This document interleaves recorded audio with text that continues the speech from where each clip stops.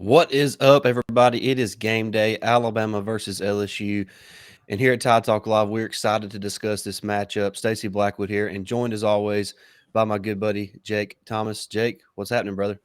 Man, doing good on this Saturday morning. It's kind of doom and gloomy here in Alabama right now because of the weather. And before we get going too far, I just want to say we're thinking we got thoughts and prayers for our Texas and Oklahoma and Arkansas brethren who dealt with some major tornadoes last night. It looked pretty rough out there. So I have not heard of any deaths yet. Hopefully there will be none, but I know there's some serious damage. So hope everybody out that way is recovering and stay safe. Yes, well, yeah, certainly want to offer our thoughts and prayers for everybody affected by the tornadoes out there. But Jake, there's a couple of SEC matchups today that are Man. just I mean, they're massive, not only for the SEC as a conference, but for the national perception of what's going to happen moving forward here, heading into mid-November already. I mean, we're already a few days into November, and then next weekend we'll be close to the halfway point of November. And Wow. when you get there, Jake, the season's pretty much over, and you kind of know what the playoffs are most likely going to look like. We've had one playoff ranking so far, and we didn't really talk about that this week because it's still a little bit early in that process. But uh, they're the two matchups today between Tennessee and Georgia, and then Alabama and LSU on each side of the division. There's a lot at stake, and there's going to be some. I'm sure there's going to be some massive headlines following today's matchups between those teams. So Jake, before we really talk about Alabama and LSU, I want to talk just for a second about this Tennessee and Georgia matchup. And before we do that, obviously, if you're not already, hit that subscribe button, hit that notification bell, and give this video a thumbs up. And we would love to hear from you guys. Jump in the chat, give us a roll tide, give us a score prediction for both the Tennessee and Georgia game and the Alabama LSU game there in the comment section. We would love to go over that later. All right, Jake. This Tennessee and Georgia matchup, Tennessee's number one in the country in the college football playoff rankings, the only rankings that matter. Right. Georgia's what, number three? Or Yep. they're number three. But the Volunteers are heading to Athens to take on Georgia. Uh, Obviously, we know what kind of offense Tennessee has. We know that Kirby Smart has kind of built his program around playing suffocating defense there in Athens. Just your reaction and your thoughts on this matchup between the hedges between Tennessee and Georgia. I've been reading all the headlines, reading a lot of Twitter and everything this week. But our good buddy Stephen Willis said it best. Tennessee fans have lost their mind.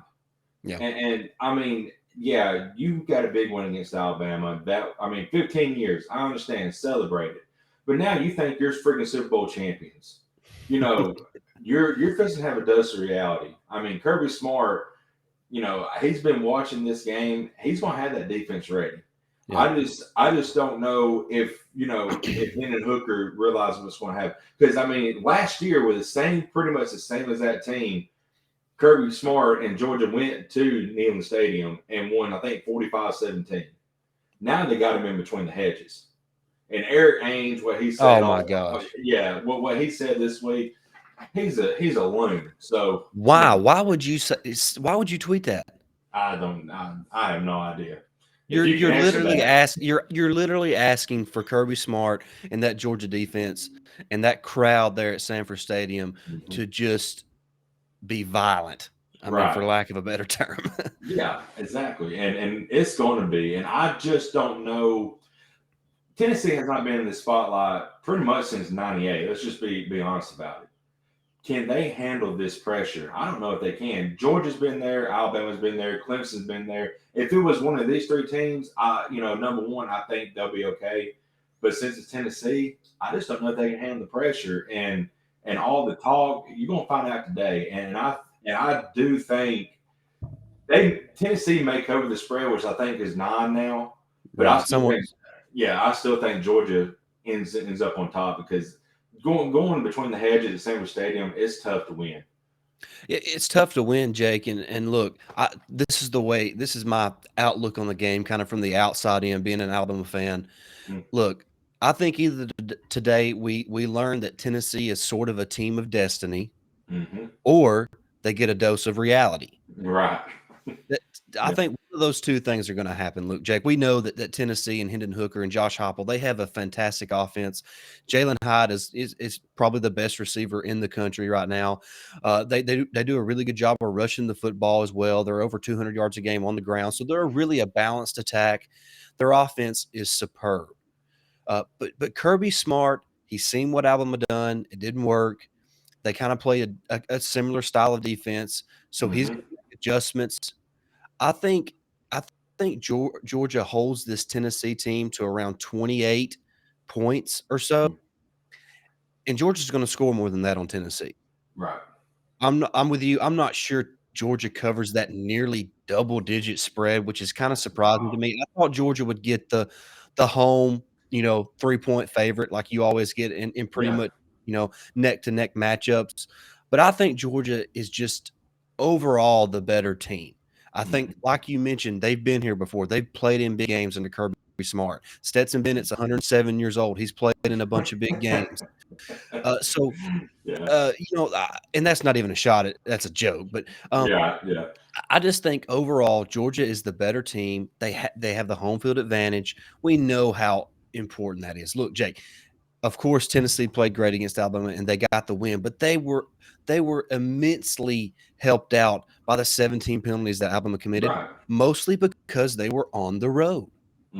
So now Tennessee kind of gets a dose of that medicine, playing a tough road environment in Sanford Stadium. Now that their former quarterback said that it wasn't that tough to play, don't you think those Bulldog fans are going to be feisty today at 2:30 when they kick off? Absolutely. I just think Georgia's a little too good overall. Brock Bowers is too tough of a matchup for anybody. To me, I wrote it last week on Roll Tide Wire. My 5 takeaways from the SEC with Alabama having an off week, and my number one takeaway, Jake, was that Brock Bowers might be the best player in the country that's not a quarterback. Yeah, I mean, absolutely. you would be hard pressed to convince me otherwise that there's a better player at another position outside of quarterback that is better than Brock Bowers. He's unbelievable. He's a mismatch nightmare. I mean, if you throw him a slant, he's going to split the safeties because he's just unbelievably fast. He's got a big body that can, he can kind of box off defenders in one-on-one matchups. So he's a mismatch nightmare. I think Georgia utilizes him. I think Georgia runs the football effectively against Tennessee. Kind of controls the tempo. I don't think they make the mental errors that Alabama did. That is really what cost Alabama the game there in Knoxville. Right. And if Alabama doesn't make those mental errors, we're not talking about Tennessee being the number one team in the country. We're not having to hear about how they'd be favored over the Kansas City Chiefs right now, Right. according to that fan base. So Yeah. I think Georgia's just the better team. They're at home, and they get the win. Something like 34-28, 34-30, somewhere in that range, because they're just the better team in the home atmosphere. Yeah, I agree. I like you said, this is going to be a dose of reality. I agree. We're going to find out whether Tennessee is legit today, or if, like you said, they're still a good team, but they're going to be no a dose doubt. of reality, and they're going to knock them down a peg because all the trash talk they've done, they need a dose of reality. It's just and it's not even the Tennessee players or coaches. No. It's the fans, and I understand that they've been terrible for so long that that they've kind of gotten this taste of success, and it's hard to handle. I mean, look, I'm going to say something that Georgia fans understand this, Clemson fans understand this, Ohio State fans understand this. Look, it's one thing to have a great season. It's another thing to maintain that level of success over a period of time. Mm-hmm. That's what teams like Alabama, Georgia, Ohio State, Clemson have done, and that's so hard. It's nearly impossible. Right. And so that's the reality that I'm saying Tennessee fans could be in for today in Athens at 2:30 on CBS. But I'm looking forward to that matchup, Jake. Yeah. We get to watch that, and then directly after that, when that game is concluded, we get to go down to Tiger Stadium in Death Valley for the Alabama versus LSU matchup, which is always one of the best matchups of the entire football season. Ever since Nick Saban's been there, it's kind of been one of the must-see games of the season. And this year's not any different. It's a top 10 matchup, number 6 Alabama at number 10 LSU. Jake, just as we dive into this matchup, What are your thoughts and opinions on this game in Death Valley? Man, I don't have it in front of me, but I think I saw where Saban, since he's been in Alabama, has not lost a game in Death Valley He since lost his first year there. his first year. Okay, so that's it.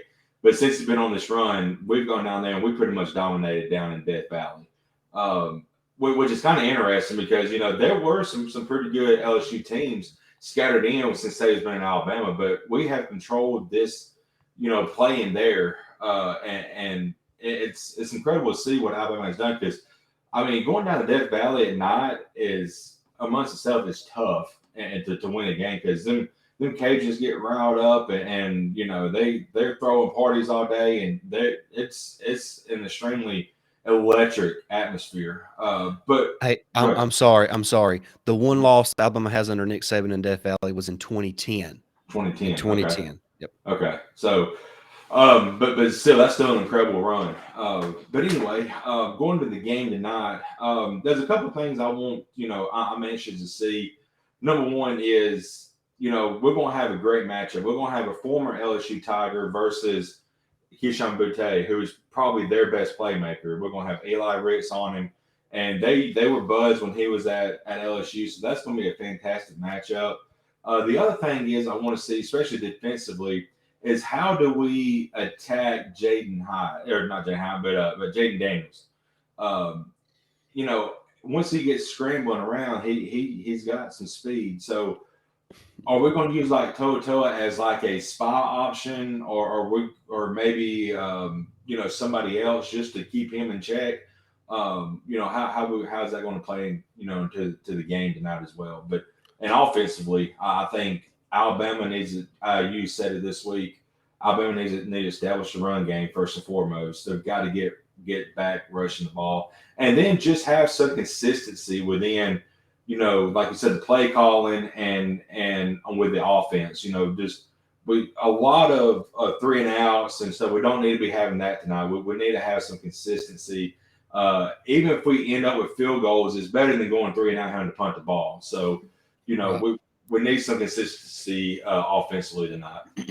So. Yeah, you mentioned the matchup with Jayden Daniels and how Alabama's going to defend him, and I think that really is kind of one of the most interesting aspects of this matchup, Jake. I don't think it would be a Henry To'oTo'o that's to spy on him. I don't think he has the lateral quickness to keep up with Daniels. Maybe you see a Deontay Lawson kind of fill that role if they do choose to use a spy, because I think Jayden Daniels has the most scrambling yards rushing for any quarterback in the country. So he's definitely a guy that once he gets outside the pocket, he's very hard to contain. He's got great athleticism.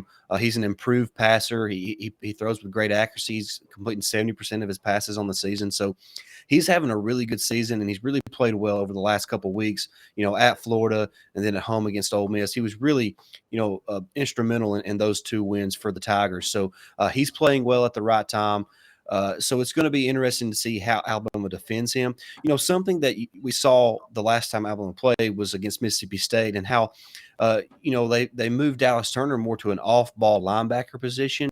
Yeah. Now, he is a guy who's athletic enough to kind of contain Jayden Daniels. Do they do that more with Dallas Turner this week, or is it somebody like a Jayden Daniels? Do they bring Brian Branch down in the box more to see what he can do with Jayden Daniels? So that matchup is going to be interesting, how Pete Golden and Nick Saban attack that. From the defensive side of the football. And then, like you mentioned, offensively, Bill O'Brien needs to be more creative, more diverse. Coach Saban used the word diverse in his Monday press conference this week, mainly talking about what Alabama's inconsistencies in the running game. Look, they're tied for the most rushing yards per carry in the country with Army at 6.0 or 6.02 yards per carry, which is incredible. Yeah. But Jake, a lot of that has to do with the breakaway ability of Jalen Milroe. He's had a few long runs. Jahmyr Gibbs has had a bunch of long runs. Jace McClellan has an 80-plus yard run on the season. So, Bryce Young has a 50-yard run on the season or so. So a lot of that has to do with a lot of the breakaway runs. But I think Coach Saban and even Bill O'Brien would like to see a more balanced attack in the running game, where they're getting more 3 to 5 yard carries on a consistent basis. And I think Coach Saban mentioned that he would like to see a more diverse approach in the rushing attack from Bill O'Brien and the Alabama offense. And I think what you're going to see is different formations, different play calls, and maybe more play action possibilities could be coming off that this week against LSU. And look, Bill O'Brien's received a lot of hate from Alabama fans, a lot of hate from analysts around the country because it seems like he may be wasting Bryce Young as great as he is, and part of that is because Bryce Young has been injured for a lot of the season. And Yeah.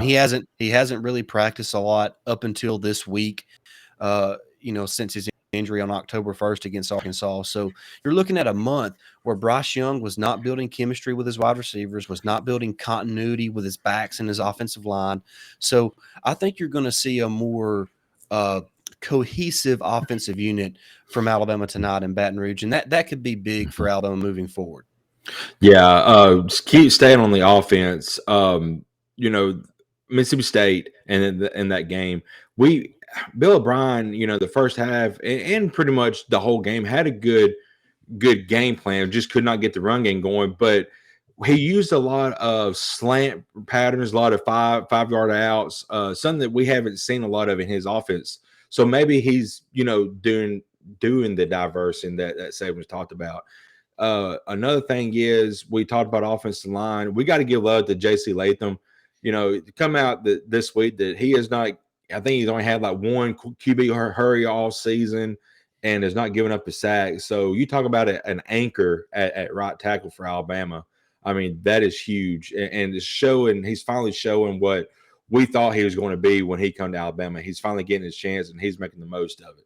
So I'm Yeah, excited. I think the offensive line has improved throughout the season. I don't think they're a finished product. J.C. Latham is one of the best tackles in the country. Tyler Steen is not too bad either. Right. I think the middle of the offensive line is where Alabama is not hurting, but where they could see the most improvement. Look, Cohen's a solid player. Ekiyor's a solid player, but there at center, Jake, it's between Darian Dalcourt and Seth McLaughlin. Mm-hmm. I feel more comfortable when it's Seth at center. I don't know about Mm-hmm. you. I feel like as a unit, they just play better when Seth is at Right. center. Whether that's a communication issue, just his ability to maybe help a guy on a block or whatever it is, maybe getting to the second level. I'm not sure what it is. It just seems like the unit performs better when Seth McLaughlin's there at center. So I'll be anxious to see who gets the start there for Alabama, snapping the ball to Bryce Young and kind of anchoring that offensive line tonight in Baton Rouge. Yeah, I agree. I really like Dalcourt and I really like Seth. But like you said, it just seems like there's more edginess when Seth's in, and we run the ball a lot better. And that's not a knock at Dalcourt. I think he's uber talented as well, but just something about he's not clicked with this unit on the offensive line yet. So, maybe it will be Seth, but like we've always said, Saban's going to play who he's trust and Yeah. who he thinks going to get the game, get the win. So if it's Dalcourt, then let's go Dalcourt. I believe in you. But if it's Seth, then let's roll on. Either way, Saban's going to play the guy he feels comfortable, most comfortable with. Yeah. All right. While we're on the offense, Jake, I want to ask you if there's one takeaway that you would like to see from this game tonight from the Alabama offense. We're in the post game. We're kind of looking back at the game and what happened. What are you hoping the Alabama offense does that maybe they haven't done this season, either on a consistent basis or even at all, that you would like to see and say that, yeah, Alabama is really improving in this area tonight, following tonight's matchup? Well, one is consistency and pre-snap penalties. There's been a few. It's gotten a lot better. I think in that Tennessee game, I think 10 of the 17 were pre-snap penalties of false starts and stuff like that. It's getting better each and every week. But going into a hostile environment, it's going to be key. Listen to the quarterback. You've got to follow the commands and everything. Listen and just trust each other. On that offensive line. And the other thing is, I want to see somebody step up, and I think we have a couple guys, especially with her, Tyler Harrell, coming back that can open up the top on the defense. We've not had that yet this year. Isaiah Bond looks like he could be another guy that could be a deep threat. So just getting more of these guys involved, especially since Harrell's come back from injury, I think that's going to be a key tonight as well if he's on the field. Yeah, I'm with you, Jake. I think if there's a takeaway that I would like to have from an Alabama fan's perspective following this game is that, yes, it is obvious that the wide receivers are, are developing and they've created better chemistry with Bryce Young. I think that's something that is just it has to happen, Jake, and it has to happen tonight. Moving forward, after tonight, there's just 3 regular season games left, and it's time to pony up and show what you're capable of doing. So I hope that not just one wide receiver, not just a Ja'Cory Brooks, not just a Tyler Harrell, not just a Jermaine Burton, not just a JoJo Earl, not just an Isaiah Bond or a Kobe Prentice, but as a unit, you see this wide receiver group step up, make plays when they're called upon. Don't drop the ball. Don't in pivotal situations. Don't pick up a holding call on a screenplay. Just do your job, create some separation, and make plays in the passing game. Look, a lot of the plays that are made in the passing game are simply because Bryce Young is just a Houdini there in the pocket and somehow makes his way out and, eventually finds a guy open down the field. But I want to see the receivers step up and be the type of players that we think and believe that they can be, Jake, because they're all talented guys. There's no question about it. So I hope to see a different Alabama wide receiver group tonight following this matchup.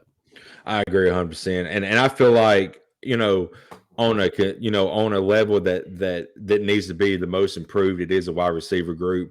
Offensive line, like we talked about just earlier, that they're getting better and better each week. But the wide receivers seem like they've been stagnant. There's been a couple who looks like they're ready to break out, like an Isaiah Bond and a Kobe Prentice. But as a unit, as you mentioned, we'd just like to see them play up to their level because every one of these guys are uber talented. Jermaine Burton hasn't been a threat this year. It's time for him to step up because we know he's going to be. He showed it last year a little bit at Georgia. It's time for him to step up and be a playmaker as well. So. Yeah. All right. And I want to kind of shift to the defensive side of the ball now, Jake, and kind of ask you the same thing. Following tonight's performance, what are you hoping we can say about this Alabama defense and how they performed tonight?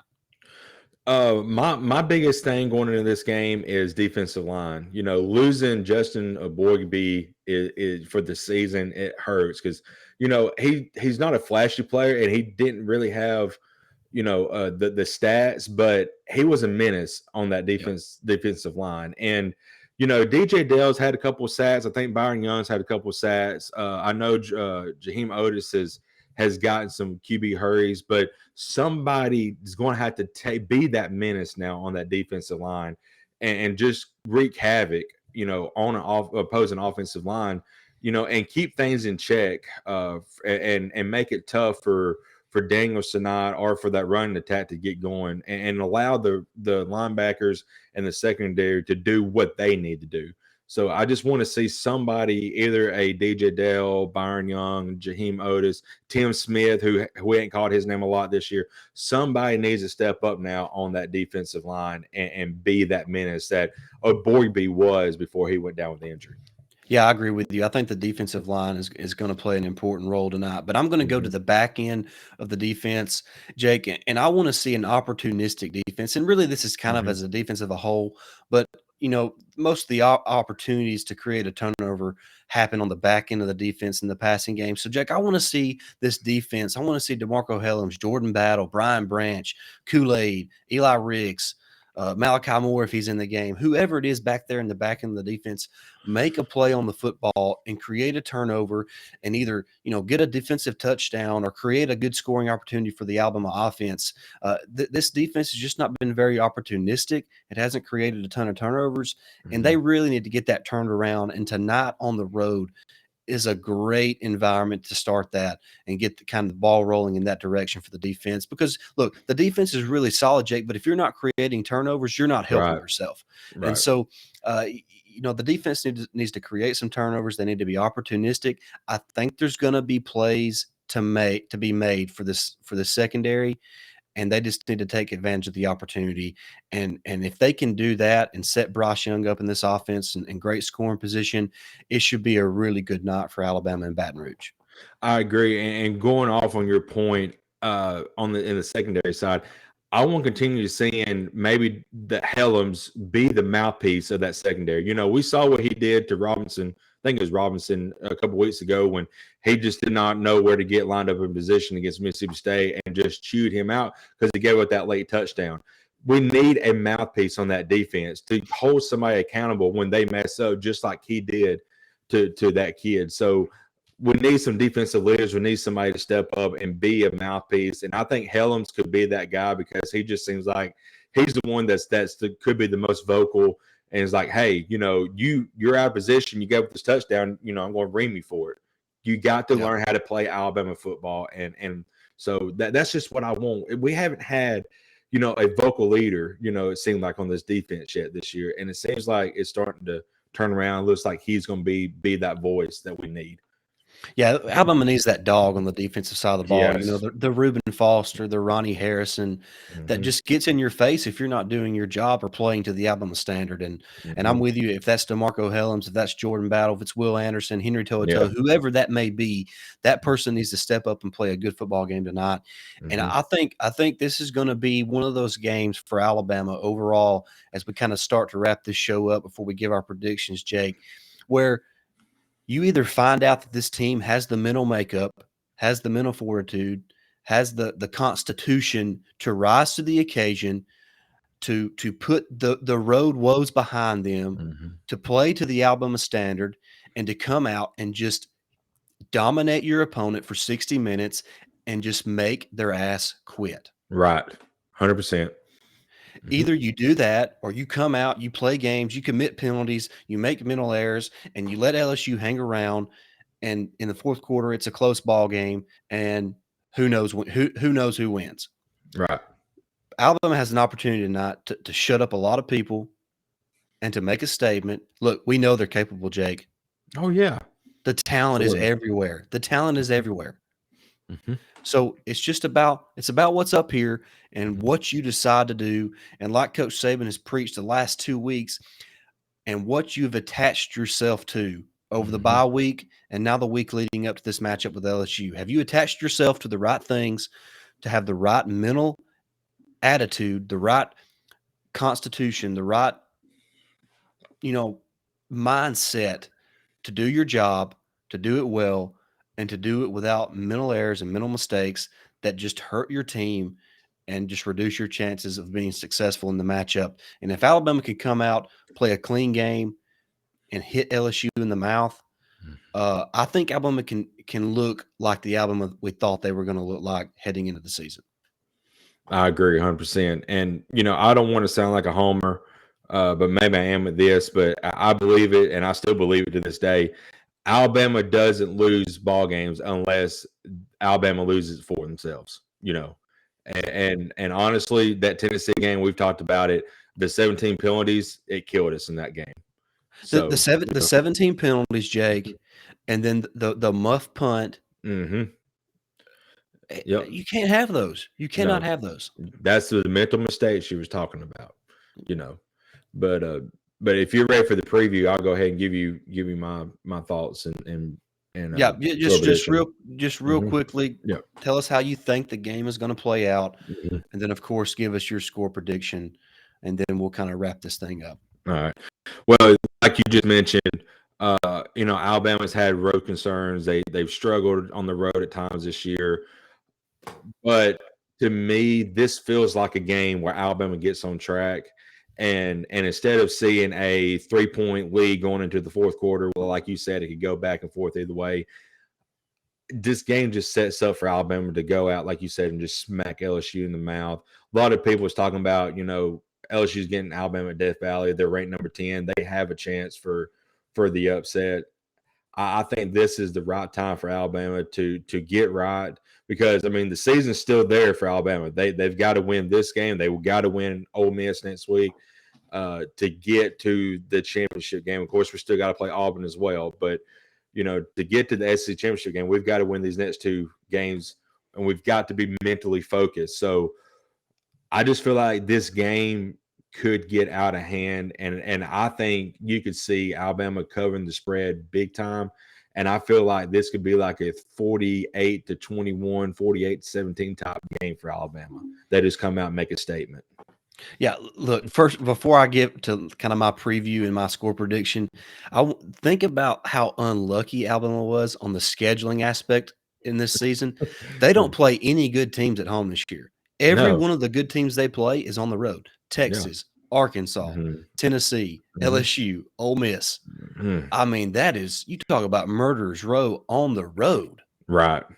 Not one of those games was at home. That is incredible. No. That is incredibly bad luck on the scheduling part of it. It is. And look, anybody can tell you this. You have to be lucky to win a championship. There is luck involved in that. There's no question about it. Because, I mean, you think back to last season, Jake, Alabama was unlucky to lose both John Mechie and Jamison Williams ahead of the national championship matchup. So just injury luck. Injury luck, scheduling luck, that plays a major role in whether or not your team is a championship team or not. But as far as this game goes, Jake, at the beginning of the week and last week during the bye week, I don't want to say concerned about this game. Alabama has been so weird and wishy-washy this season, Jake, that I don't know how to really gauge this team. But as the days go by and as the matchup, gets closer and closer, and now we're, about 7 hours away from kickoff as we record this. Look, Alabama, like I mentioned, they have all the talent in the world. They have Bryce Young, the best quarterback in the country. They have Will Anderson, the best defensive player in the country. They have Nick Saban, the greatest coach of all time, on the sideline. At some point, logic would tell you that will eventually take over, and this team will begin to play to the standard that we believe that they can play to. And I think that starts tonight, Jake. I think at the beginning of the week, Jake, and even up to day before yesterday, I thought this would be about between a 10 and 14 point game in Alabama's favor. But Jake, the closer the game gets, I just feel like Alabama comes out and they hit LSU in the mouth and hit them early and hit them often. And by the time the third quarter, is halfway over, Alabama's up, 31-13 or something like that. And just has all the momentum. LSU has no juice left. And I think Alabama wins this game, 38-20. And really the score is probably closer than what the game really feels like as far as how it plays out. I just think Alabama plays well. I think the defense plays well. I think they're opportunistic. Maybe Alabama gets a special team score. I think Bryce Young does Bryce Young things. I think you see this offense play with more chemistry and continuity. I think you see a more balanced approach. I think you see Jahmyr Gibbs, Jason McClellan, Rodell Williams. They play a vital role in this matchup as well.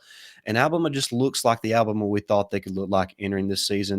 And they get a big road win, setting up the matchup with Ole Miss for the SEC West crown. Yeah, absolutely. I just think this has that feel, like we both mentioned, of Alabama asserting dominance in this game like they haven't done yet this year. It just has that feel to me because Saban, like you said all week, you got to attach yourself to the right things. I think the players are starting to buy in a little bit more of what he's saying. They should have bought in a long time ago, but it just feels like everything that he said leading up to this game just has that feel where Alabama gets right and it's fisting to be murder's row and have joyless murder ball again. Absolutely. Look, football is simple. Football is a simple sport, Jake. If you play a clean game, I mean, especially given the talent that Alabama has at critical positions like quarterback and, edge defender who's responsible for getting after the quarterback and stopping the run.